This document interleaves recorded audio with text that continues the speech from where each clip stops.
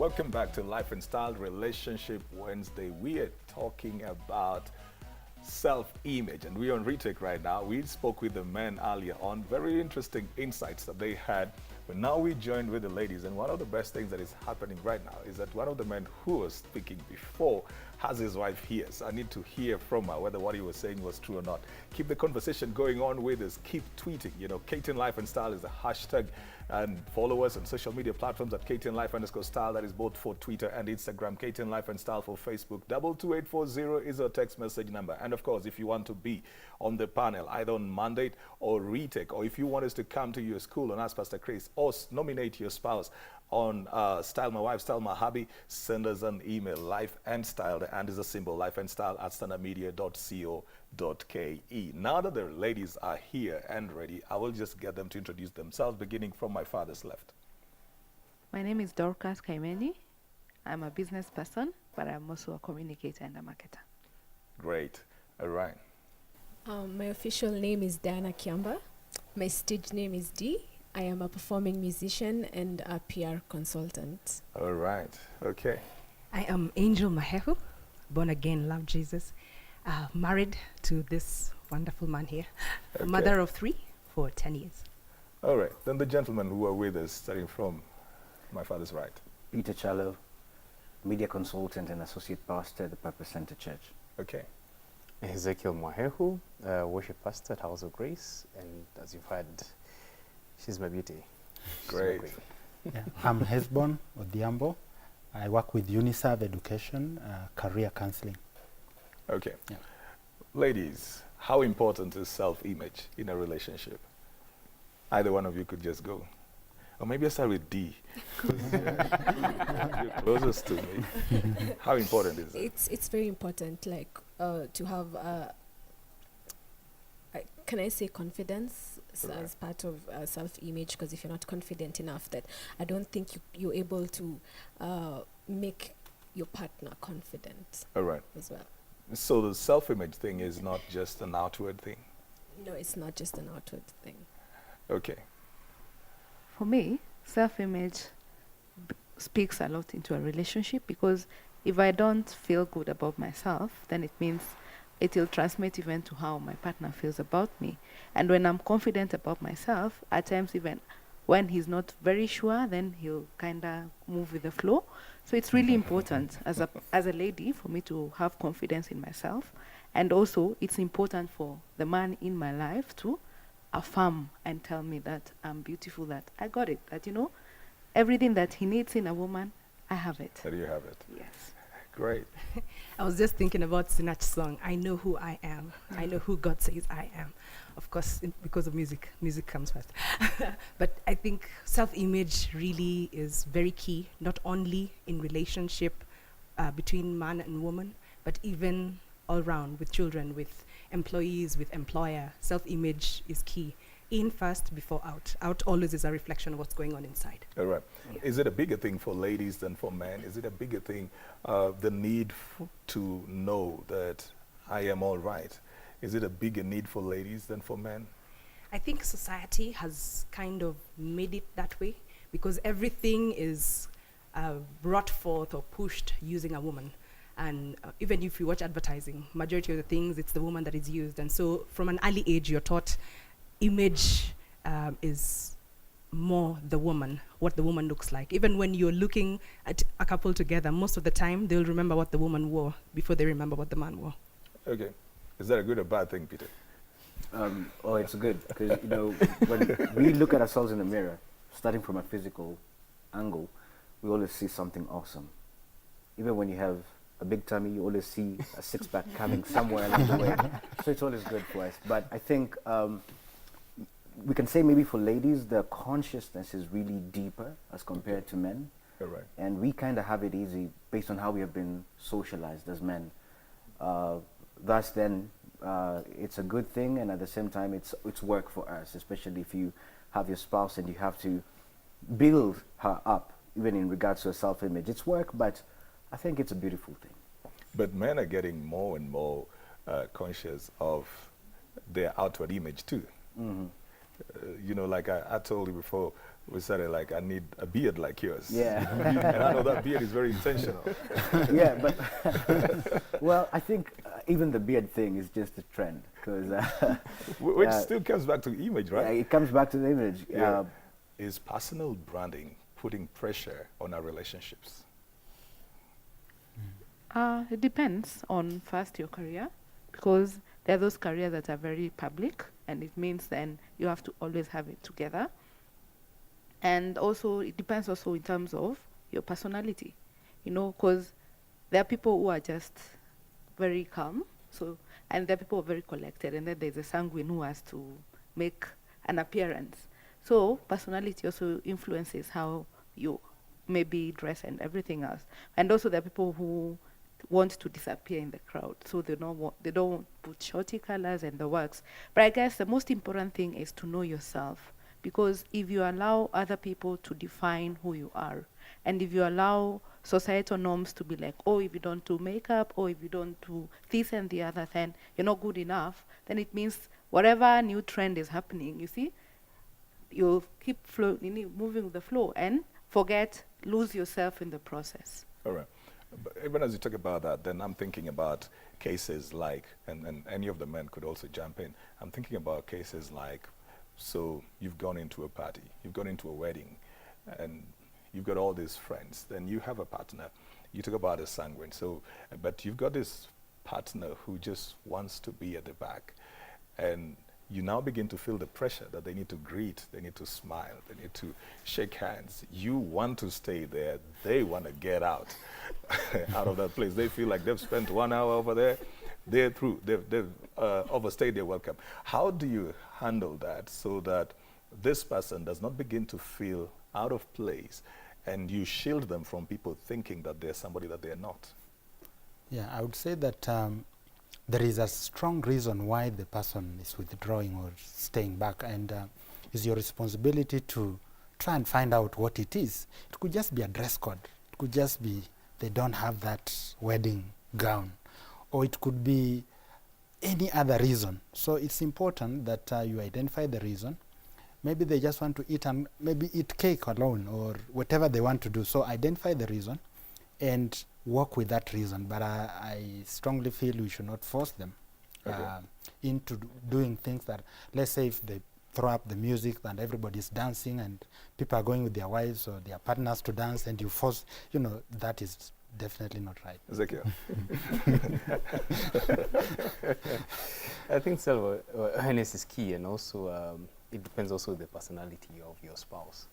Like you said, you don't need to force someone to be like you because we're different. Because then if you force someone to be like you, then either they'll end up losing themselves or you'll end up being frustrated they're not like you, and it will create a rift. But sometimes, I go back there because there's something I want to pick up. Yeah. Sometimes you've gone with Angel somewhere. Yeah. Well, thank God she's vibrant. You've gone with her over there, and then she just doesn't feel the place. And now you don't have a problem because you know her. Yeah. You relate with her, you're comfortable with her. Mm-hmm. But now the pressure is coming from the other people who begin to feel like either your wife is a snob or something like that. But you want to be with her even in social functions. How do you do that while protecting your partner? I believe women, if you can correct me if I'm wrong, they're more into words. And if you don't look like you want them to be there, then that will be a cause for them to draw back. Okay. They'll feel, okay, you don't want me here. Why am I here in the first place? Mm. What are those things that somebody would do, Hesborn, and would make you feel, or D, what are those things that somebody would do and then you start feeling like this person didn't want me to be here? I think not introducing, for example, in a party, not introducing them to your friends or to your colleagues. Okay. Ignoring that's them. That's huge, right? Yeah, that's really huge. Like, I think everyone in one point or another wants to be accepted, wants to feel like their partner really acknowledges their presence, acknowledges who they are. So, yeah, I think that's one of the things. And another thing is, we're in a party and socializing with everyone, except my wife or my husband. It makes you feel like you're not needed over there. Like you're not needed over there, and you just want to go and you're uncomfortable, and it's just not your thing. Okay, talking about introductions, what about the case where they're introducing you to the whole world? So they're not even spending time with you. They're just like, babe, come and meet this one. Come and meet this one. Come and meet this one. They introduce you to the whole world. Does that make you feel that you're needed over there, or now you get tired? I think, okay, for me, it felt really good. It makes me feel like he's proud of me. He wants to introduce me to the whole world. That's a big deal. Okay. Yeah. These are I think the performing ladies artists. are. No, now, speaking as an ordinary person, I think, and as a lady, when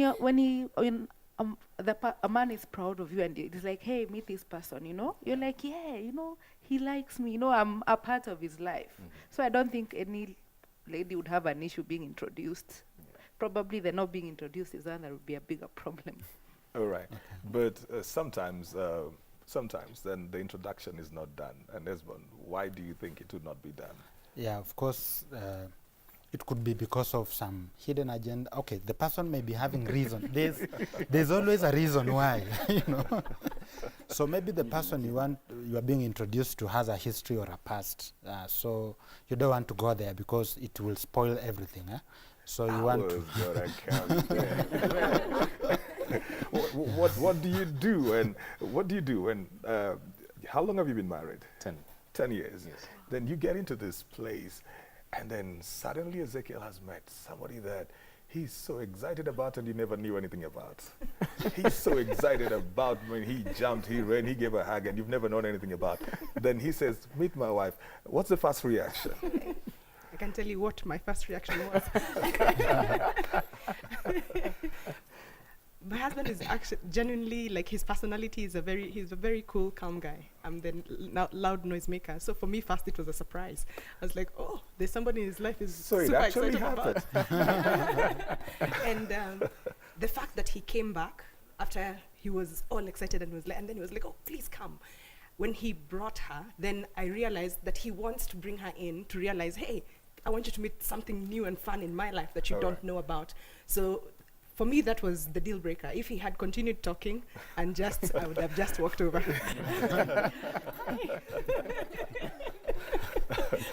Yeah, so you're talking about, sorry to interject, but you're talking about probably somebody is afraid that the situation is going to get complicated. Yeah, the situation. Yeah, so it could be a history, a hidden agenda, or the other thing could be the reaction of your partner. Maybe there are some people, when you introduce something, they would react differently, which can bring embarrassment. All right. So you're thinking, we are in a public place, I don't want to cause a scene here. So you'd want to keep off and maybe do it later, or look for another opportunity, but not in public.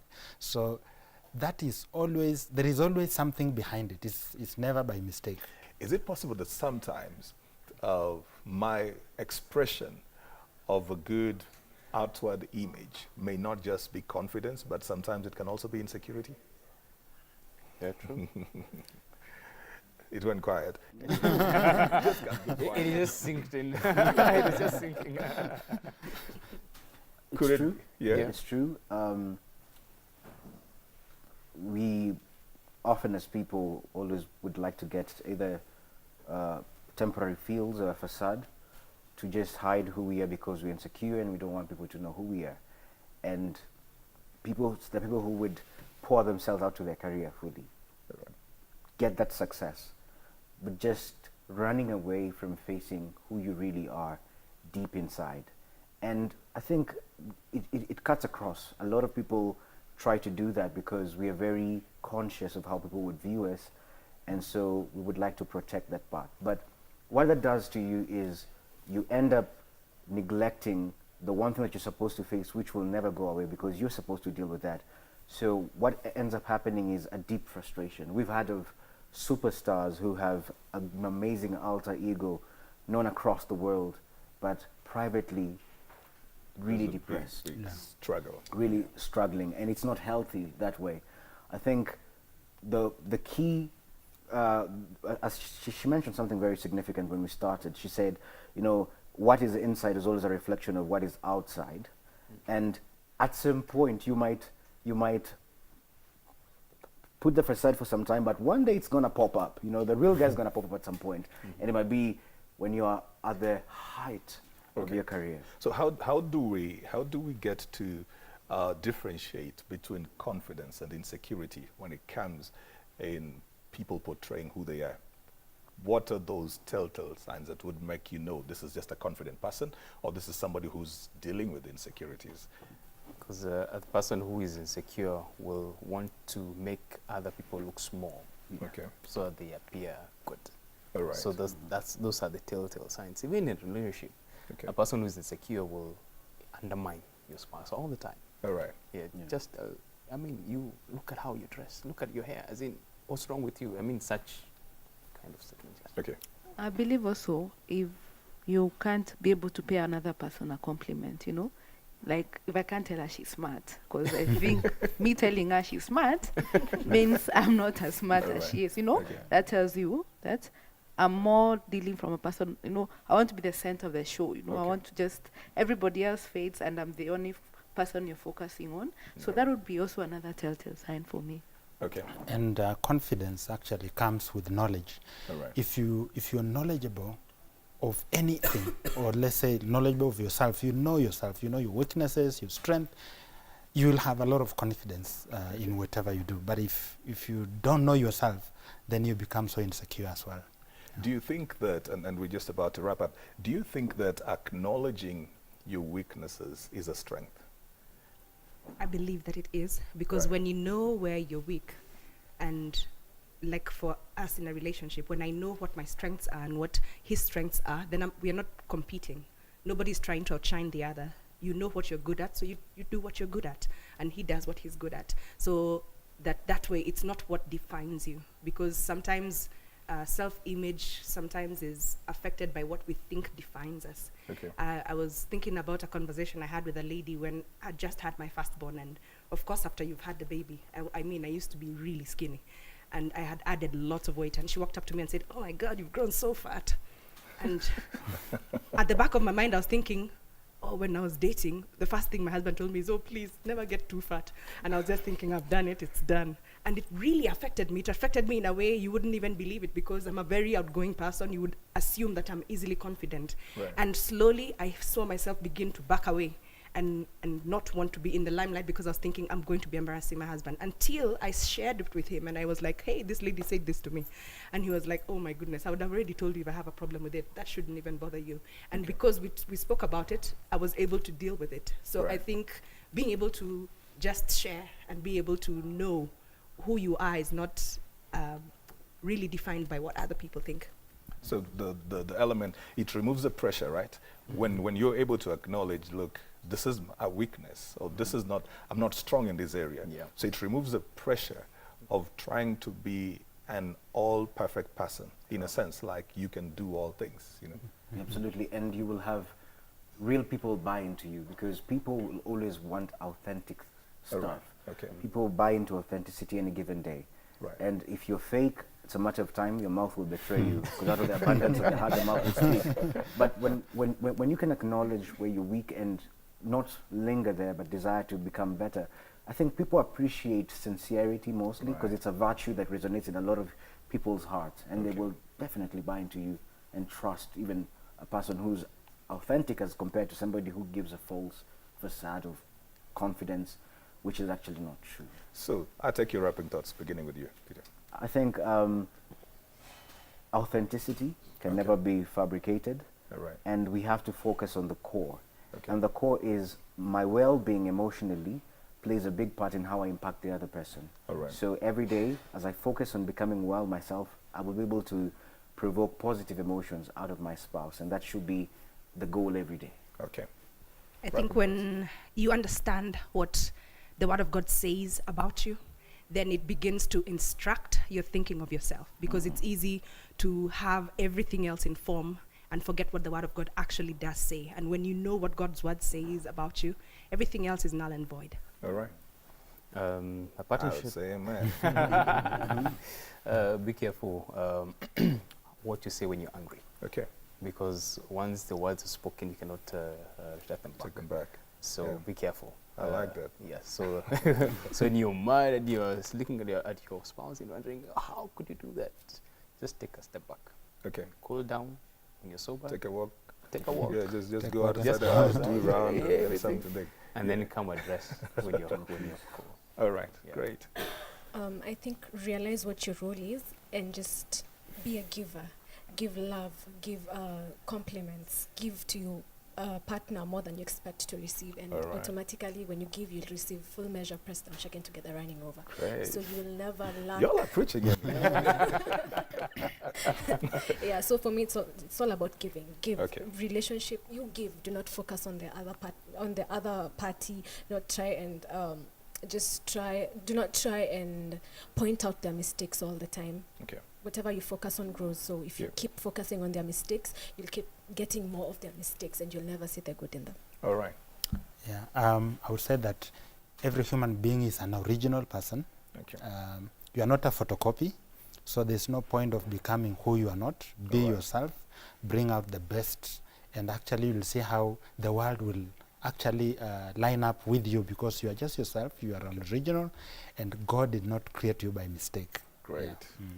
For me, is learn to love and accept yourself just as you are, and more so, learn to accept your weaknesses, because if you don't, then you'll always keep trying to fix that which you think is wrong with you. Okay. And in life, you're always taught to play by your strengths. All right. So accept them and say, yeah, this is who I am. Where you can fix, but that which you can't, I'll never be a size 1, so it's okay. Oh my goodness. And I'm going to stick generally with the word authentic. That's what my panel says. Keep true to yourself. Be authentic. And you can't go wrong being authentic. We're taking a short break and then come back with Stalma Wife, Stalma Habi, Crystal Okusa. But remember, keep the conversation going. We're talking self-image and how that impacts your relationships and your partners. Keep the conversation going. KTN Life and Style is the hashtag. And follow us on our social media platforms at KTN Life_Style for Instagram and Twitter, KTN Life and Style for Facebook, 22840 text message number. You could also follow me on @CJ Atemo on Twitter. We'll see you right shortly with Crystal Okusa.